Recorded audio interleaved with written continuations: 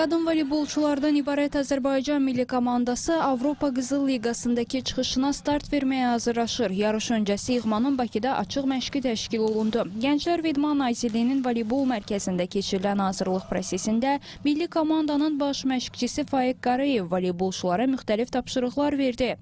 Məşq zamanı komanda həm fiziki hazırlıq, həm də taktiki texniki elementlər üzərində çalışdı. Oyunçular hücum və müdafiə kombinasiyalarını yerinə yetirərək qarşıdakı maça son hazırlıqlarını tamamladılar. Mütəxəssisin rəhbərliyi altında formalaşan kollektiv Avropa Liqasında uğurlu çıxış etməyə hədəfləyir.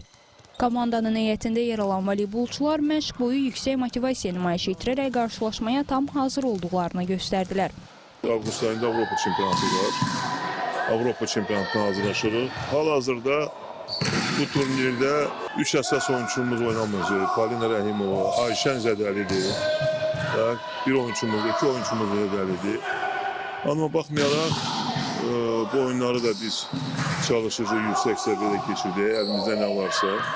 Amma oyunçuları da qoruyub Avropa çempionatına tam hazır halda oynamalıyıq ki, çünki Avropa çempionatı bu ilin ən əsas turniridir bizim üçün.